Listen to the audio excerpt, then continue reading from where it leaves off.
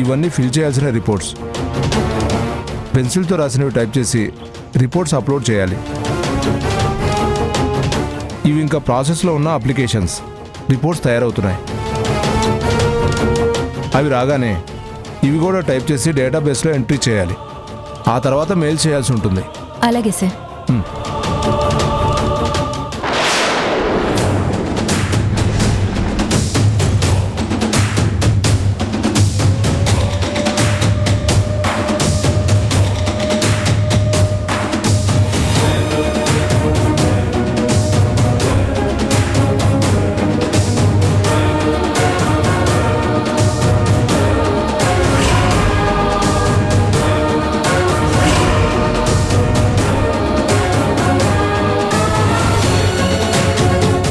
ఎలా అయినా ఆ ఫైల్ మీద నెగిటివ్ అని రాయాలి.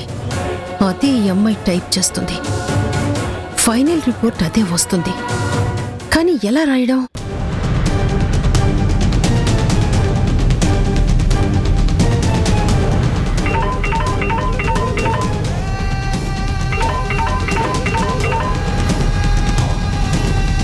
చెప్పండి సార్. అలాగే సార్, వస్తున్నాను.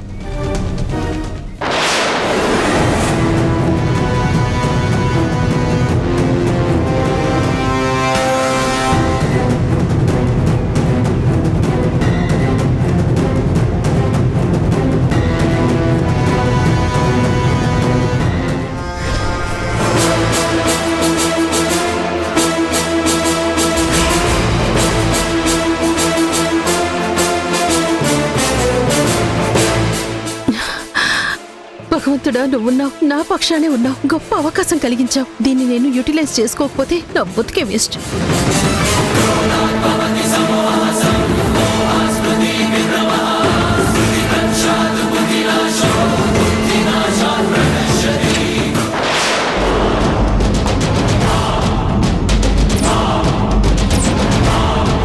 ఎవరండి మీరు? ఇక్కడేం చేస్తున్నారు?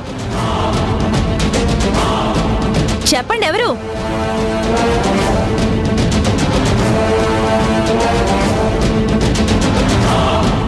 అది అది ఏం చేస్తున్నావు ఇక్కడ?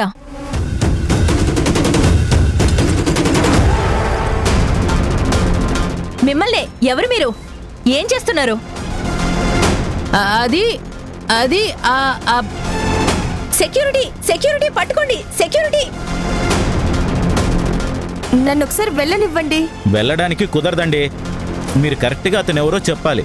వాళ్ళు పర్మిషన్ ఇవ్వాలి. అప్పుడే లోపలికి పంపిస్తాను. నేను వెళ్ళకుండా ఎలా పర్మిషన్ వస్తుంది? నాకు అదంతా తెలియదండి. ముందు ఎవరో కరెక్ట్గా కన్ఫర్మ్ చేసుకోరండి. సౌమ్య, సౌమ్య, ఆగమ్మా. సౌమ్య, సౌమ్య, ఆగమ్మా.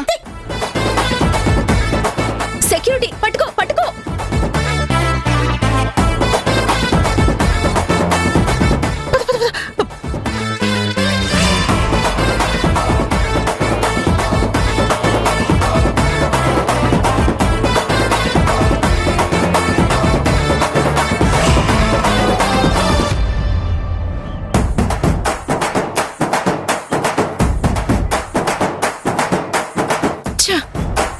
చేతికి అందినట్టే అంది, జారిపోయింది.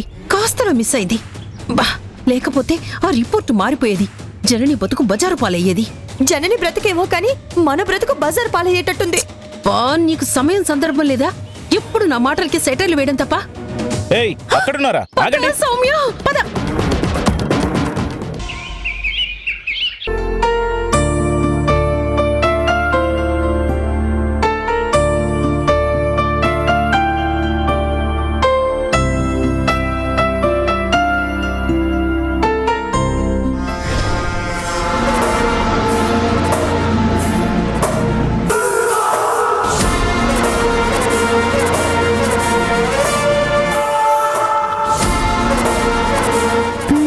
వెళ్ళవే.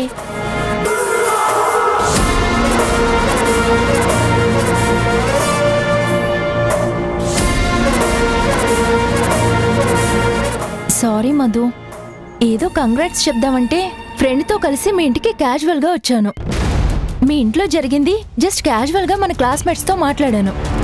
వాళ్ళు దాన్ని నీకు అగైనెస్ట్ గా ఇష్యూని అడ్వాంటేజ్ గా తీసుకుని ఇలా చేస్తారని అస్సలు అనుకోలేదు. నోటీస్ బోర్డ్ నేను కూడా చూశాను, ఒళ్ళు మండిపోయింది.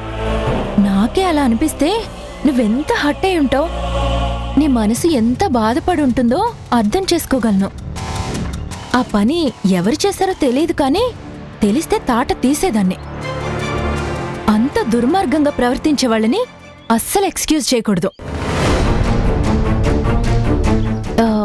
ఏదైనా విషయం బయటికి రావడానికి నేను కూడా కారణమయ్యాను కాబట్టి సారీ చెప్తున్నాను మధు.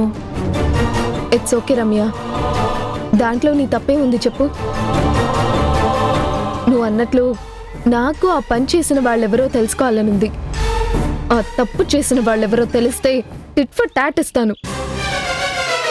క్యాంపస్ మొత్తం ఉరికించి కొడతాను. నాకు లేని సమస్య వాళ్ళకెందుకు? నేను ఇన్సల్ట్ ఫీల్ అయితే వాళ్ళకొచ్చి ప్రాఫిట్ ఏంటి? Sadist fellows. గట్టిగా బుద్ధి చెప్పినప్పుడు గాని నేను పడ్డ బాధ ఏంటో వాళ్ళకి అర్థం కాదు. సరే సరే సరే సరే సరే వదిలే. Bad time, forget it. మెయిన్గా ఇప్పుడు నేను నీ దగ్గరికి ఎందుకు వచ్చానంటే, దేనికి? రేపు చిన్న పార్టీ అరేంజ్ చేశాను, నువ్వు కూడా అక్కడికి రావాలి. కాస్త ఈ ఫీల్డ్ నుంచి బయటికి రావచ్చు, జరిగింది మర్చిపోవచ్చు. పార్టీ ఇస్తున్నావా? దేనికి? Anything special? ఎస్, స్పెషలే. చెప్తాను, కానీ ఇప్పుడు చెప్పను. పార్టీలో అనౌన్స్ చేస్తాను, నువ్వు ఖచ్చితంగా రావాలి. సారీ రమ్య, పార్టీలకి వాటికి నేను అటెండ్ అవ్వడం అమ్మకి ఇష్టం ఉండదు. నాకు పార్టీలో పార్టిసిపేట్ చేసే మూడ్ లేదు. అమ్మ కూడా పర్మిషన్ ఇవ్వదు. అలా అంటే ఎలాగే? ప్లీజ్, నువ్వు తప్పకుండా రావాలి. సారీ, చెప్తున్నాను కదా, నాకు ఇంట్రెస్ట్ లేదు. మీరు ఎంజాయ్ చేయండి. మధు, కావాలంటే ఆంటీతో నేను మాట్లాడతాను. నో నో, అమ్మని కన్విన్స్ చేసే ప్రయత్నాలు ఏం చేయకండి. తన హెల్త్ కూడా బాగాలేదు. నేను తన పక్కన ఉండడం చాలా ముఖ్యం. అదేంటే మధు, నువ్వు మన క్లాస్మేట్వి. పార్టీలో నువ్వు లేకపోతే ఎలా? మన బ్యాచ్ అందరూ వస్తున్నారు. అవును మధు, నువ్వు రావాలి తప్పకుండా. ఇది మన క్లాస్మేట్స్ పార్టీ. ప్లీజ్ మధు. మీరు చెప్పేది కరెక్టే, కానీ నాకు ఇంట్రెస్ట్ లేదు. పైగా సిచ్యువేషన్ అంత కోఆపరేటివ్గా లేదు. నేను ఇలా అంటున్నానని బాధపడొద్దు. మీరేమనుకోకండి. ప్లీజ్ మధు, ప్లీజ్, ఈ ఒక్కసారికి రా మధు. నన్ను బలవంతం చేయకండి ప్లీజ్. పదవే. మధు మధు, మధు ప్లీజ్ వినవే ఒకసారి. వినవే, ప్లీజ్. మధు, మధు ఆగవే. ఒప్పుకోట్లేదంటే ఇది? నిన్న జరిగిన దాని గురించి చాలా డిసప్పాయింట్ అయినట్టుంది. అలాగని వదిలేస్తానా? ఎలాగైనా దాన్ని పార్టీకి రప్పిస్తాను. అది వస్తుందనే నమ్మకం నాకైతే లేదు. చూస్తా, అది చూస్తా.